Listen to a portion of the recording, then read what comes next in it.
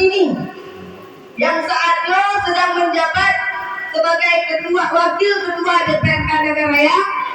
Beliau mencalonkan diri kembali untuk DPRA nomor urut 1.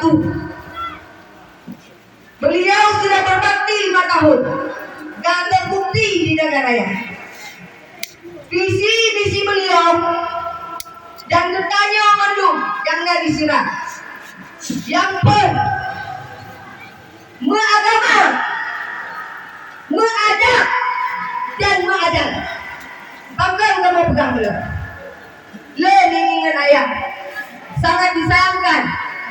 Aceh adalah syariat Islam, tapi syariatnya tajud ke syariat. Karena apa? Karena kembali lagi ke buka bunuh.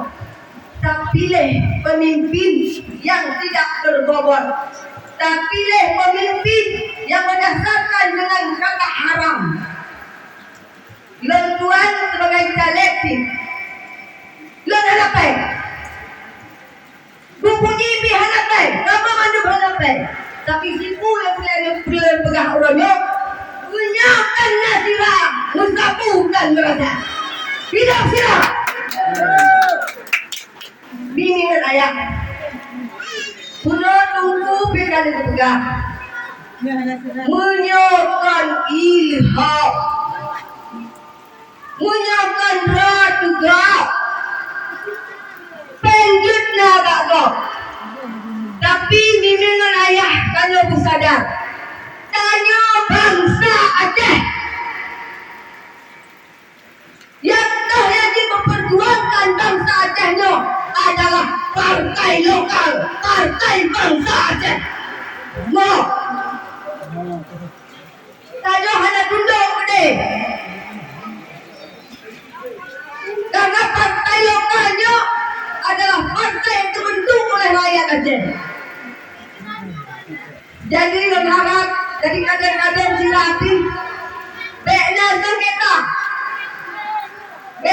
sengketa untuk kapudaleh itu partai-partai lokal yang lain. Bek, ini katanya. Bek, adu-adu. Partai Aceh adalah yang terbayu. PNA adalah adun terbayu. PDA juga adalah adun terbayu. Dan sirah orangnya adil sebagai pelengkap. Menyorkan sirah, musabuhkan merasa. Lebih kesempatan kepada kamu bimbingan ayah. Sirah kalinya maju untuk dikirim ke DPRA. Maka len hadapan pupuji pun gak sepakat. Desa kamu akan terlalu le. Baik dengan gara-gara penyan saya pulang le desa ron bimbingan ayah. Mudah kadang lupa. Tapi urutnya len berkomitmen dari awal mencalonkan diri walaupun gagal.